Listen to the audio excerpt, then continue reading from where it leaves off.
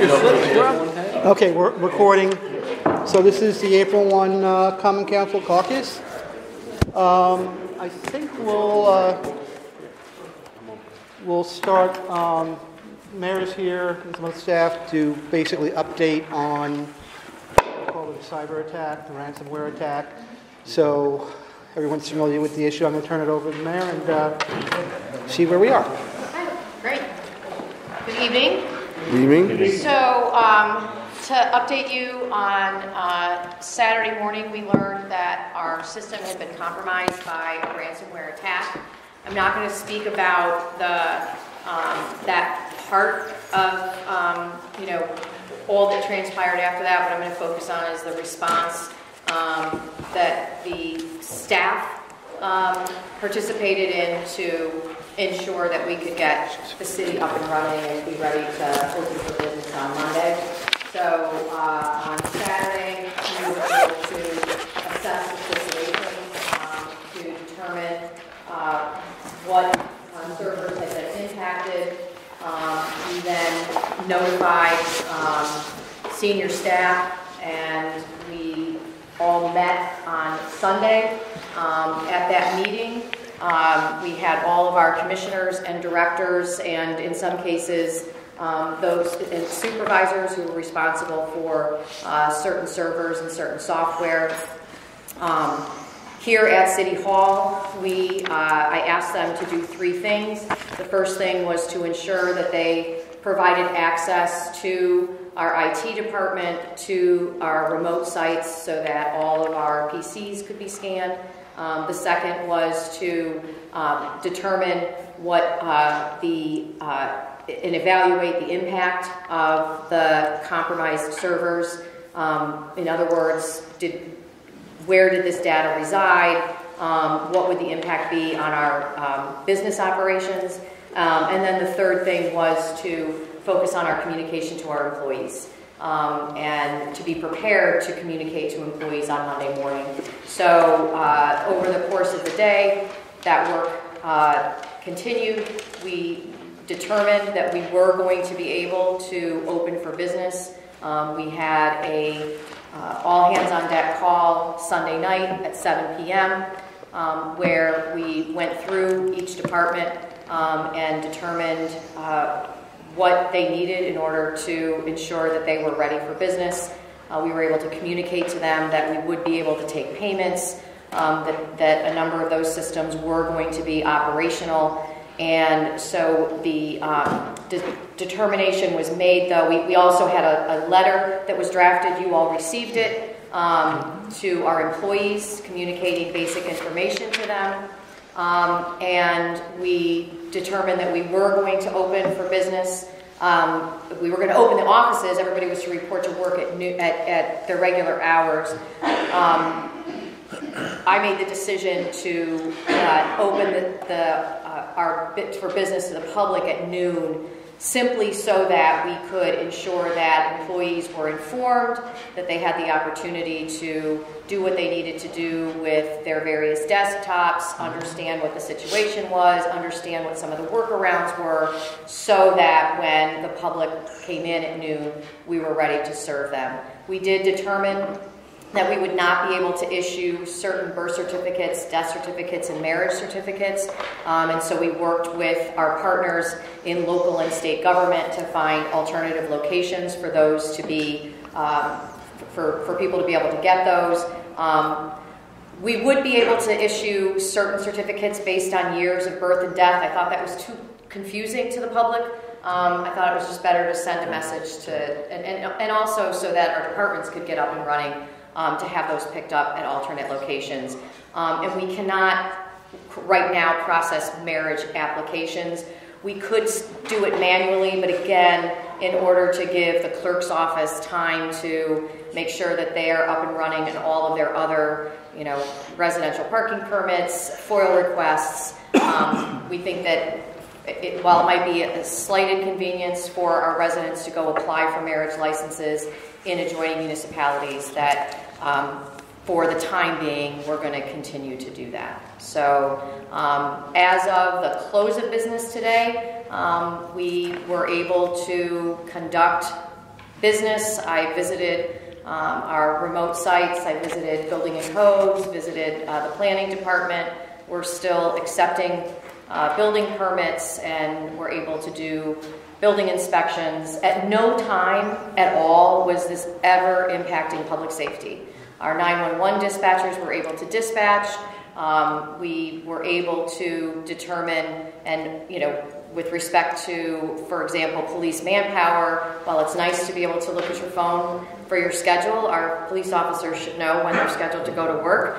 And so, we were able to ensure that we were fully staffed and that we were able to respond to all calls for service. So that at no time was impacted. This impacted, as you can imagine, we have a lot of systems in the city. So systems that are cloud-based were not impacted by this particular type of attack. It was our hosted systems that were impacted. Now, I see we got some aid from, was it a private corporation or the state or feds as far as... So we have a partner that we hire that works with us day in and day out on security. This is an issue that we are constantly looking at. We have to update. I mean, we have attacks consistently. I think all of you get phishing emails. Multiply that by 1,200. Mm-hmm. So this is something that we are alert to, and we have a partner. I don't want to talk about the extent. We could go into executive session if we want to talk about that at a deeper level. But there is communication all around the area. What is going on? What's being phished? We have what to watch out received for? significant assistance, from our partners in state government. The outreach and the support on helping us get back up and running has been very smooth and very helpful. So we've had a good partner in the state in helping us to get up and running. Am I allowed to ask, is the FBI at all involved? Or? We would have to go into executive session. I'm not going to talk about that. I didn't want to do that. Okay. Yeah. Can you talk a little bit more about the credit monitoring services for employees? Sure. We have absolutely no evidence that any data was taken from the system, but we can understand that employees will have concerns. And so we are offering to provide credit monitoring services to them, just in order for, if they don't already have it, to have peace of mind. But there is absolutely no evidence that information was taken from the system. Yeah. So, is there a difference between ransomware and malware?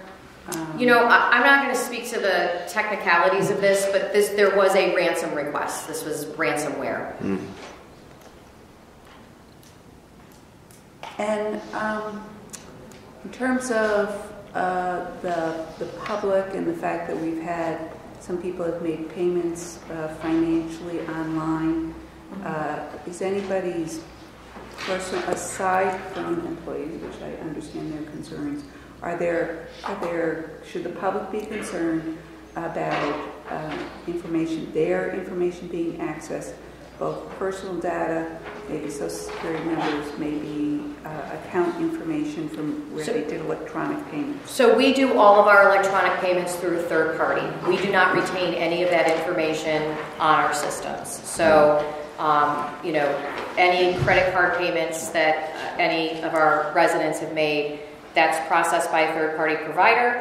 I don't know about you, but I've been notified multiple times, whether it's my Target credit card or whatever, those get compromised at that end. So I can't speak to that, but none of that data is retained in any of the systems that were impacted by this attack. So, what kind of safeguards do we have, or might we be considering, if any, in light of this? So we are still, this is still an active operation. And there will be a time in the very near future where we can provide a deeper IT briefing to you, probably in executive session. we would check with legal counsel, but I presume that it would have to be privileged. And we are also going to be doing a full assessment on procedures going forward. You learn through every single one of these events things that that you can do differently. At what point do you think we'll be basically back up to normal again? For the most part, as far as the public is concerned, we're close to back up to normal.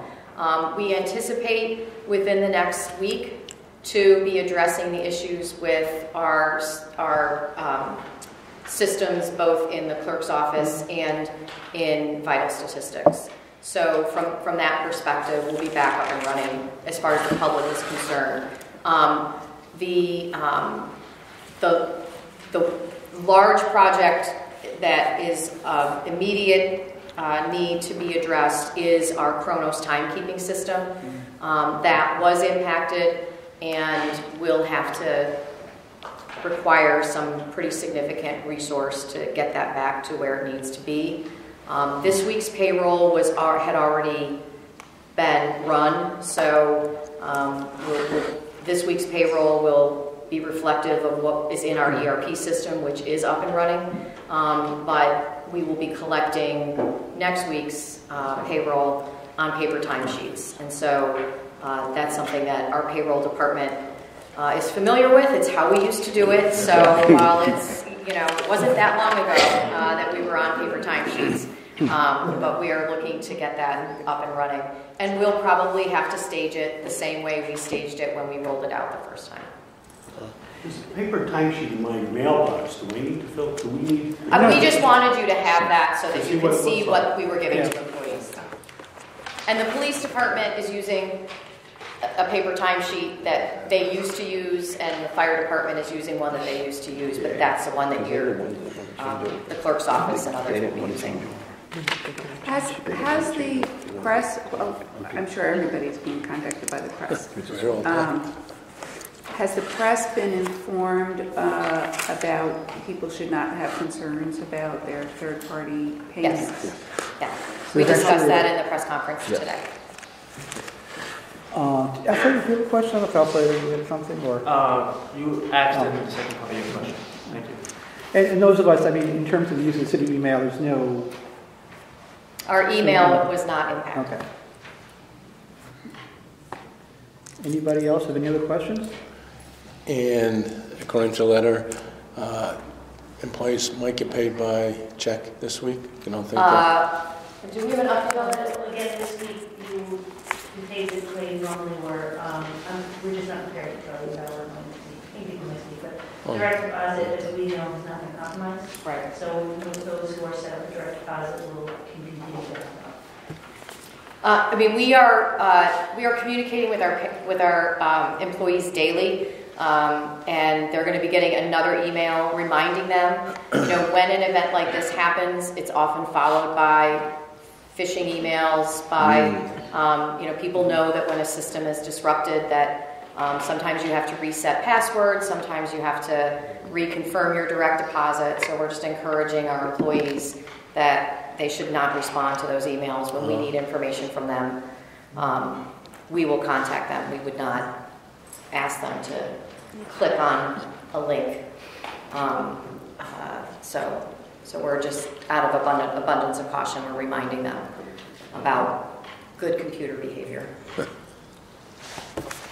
Thank you. Any other questions? But I'd like to congratulate you for getting the $12 million. $12 million, we'll see.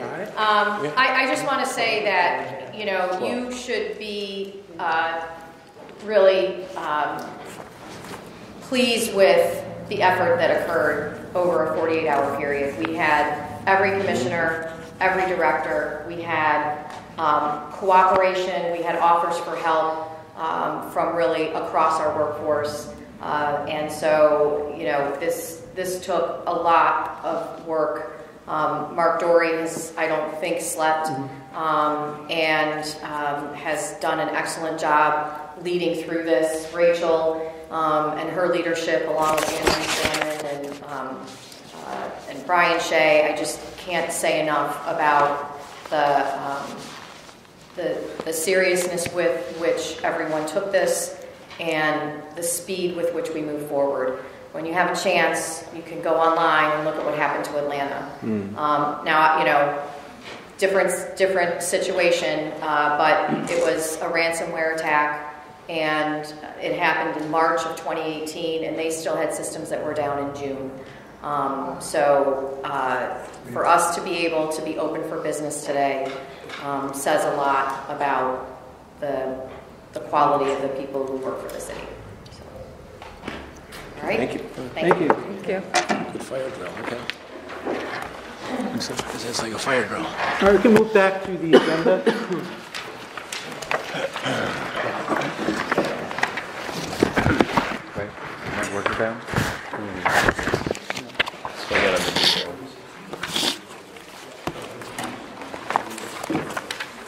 So no change from Wednesday. Should be kind of fairly quick meeting. You did receive minutes for the March 18th meeting, I believe today. That was kind of a not very involved meeting. I don't know if anyone had a chance to look at those, or if you want to put those over, or what. Have you looked at them? Yeah, I look at them straight away. They just came in today. There was really not a lot happening. That meeting was very basic. It was just introductions, and that was all it was. But we can put them over to the next meeting, no problem. No, we'll hold on. Okay. We need something to do tonight. Huh? We need something to do tonight. On local laws held, we have no action. On ordinances introduced, 94119 are the amendments to the living wage ordinance. That will be an introduction, and that will be referred to the Human Resources Committee. On the ordinances held, we have no action for tonight. And on resolutions held, item number 4, which is confirmation of Jordine Jones as a member of the Parking Authority, would be a pass for tonight. The Planning Committee met and considered her appointment last week. It should be as amended, remember? Oh, there's probably a technical amendment to it that relates to the language in the resolution. That's all we had then. Anything else? I know that nothing else on this agenda. No, But there are a number of committee meetings in the process that have a lot of items that will be coming up. Probably, Richard. Which one? The living wage? That's mine. They've been scheduled to plan a meeting, one law, and Public safety, is that finalized? public safety haven't been financed. Public safety is in the works. There's 2 planning meetings. What's the planning meeting? One is on the methadone, the other one's on... Parking Authority. Oh, the Parking Authority, okay. And then law, you're doing fire hydrants, the DGS thing, and... Traffic, the fire the hydrant. snow emergency. Snow emergency. Right. Now, as far as that public safety meeting, Yeah, good. I just want to mention to colleagues that the purpose of the public safety meeting being scheduled is to discuss and plan a proactive strategy, given that the summer is upon us, and we know that there's an uptick in violence when it gets warm outside. And so Michelle is working with me to convene stakeholders to discuss and come up with a plan. So that includes, of course, you all as council members, but also that invitation is being extended to the mayor's office, the chief, community members like Lisa Good, Postal Department, Snug, some of the superintendent. So if you are available to attend that public safety meeting, we would love to have your feedback about how we can be proactive this summer. Dorsey, there's also been some changes in the way our beat cops have been deployed. So it would be great to get an update on that and, the thinking behind some of the changes. Okay. So, also on a related topic, the issue of drones, and a couple of, last month, the ACFAC held a forum, and then there's another forum they're holding as well. Owusu and I were there. I spoke with the chief a little because there was some stuff came up about the policy, privacy issues, involvement of council. So I did talk to the chief. who's willing to come to do a presentation and to get some council input, which could either be at a caucus or at a public safety meeting. So, can I recommend a caucus? Yeah. So we I can. anticipate that This the nature of this meeting is going to require some time. Yes, and the drone thing will require time. So I will schedule that for a Wednesday caucus. I also believe the school district wanted to come back and talk about the budget, correct? Yes.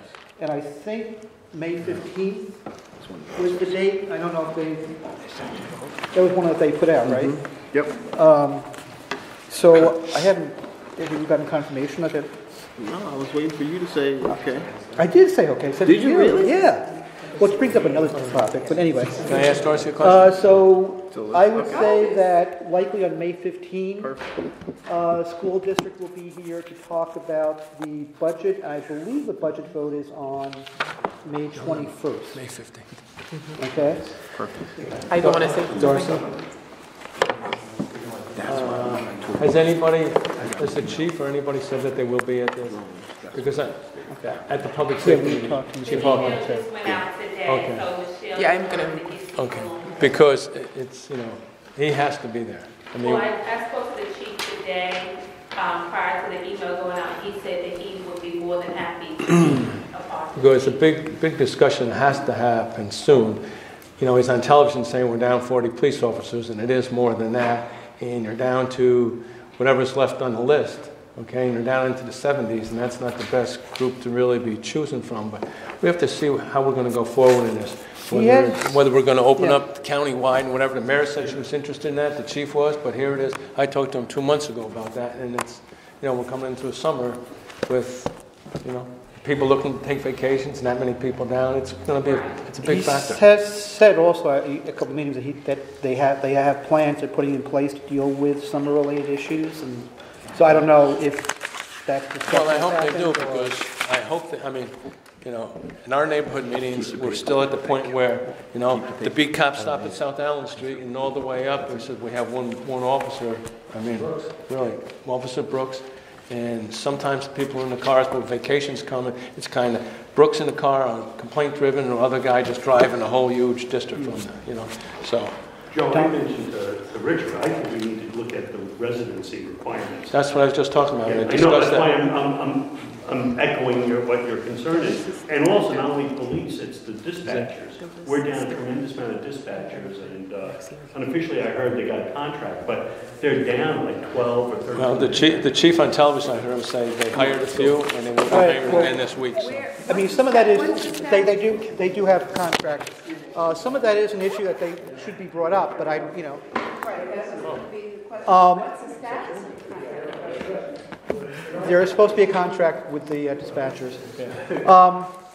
And there's not for the police officers, and they're getting a little Well, fight that's about another that. issue. All right. Well, they've Okay. been. Huh? They have. It's getting Yeah, worse. there is another issue I wanted to touch base with before we left, which maybe we can do quickly, which would be an executive session issue, but I also wanted to remind people, and Michelle keeps on reminding me, you need to check your email and keep on top of your email, because especially when Michelle is trying to schedule meetings, if you're not responding, she's under deadlines to get things going, and she has to start making phone calls, which takes up more time. So really, please, and make sure that we're using the right email. I still get emails from different lists based on, I never know what lists are out there.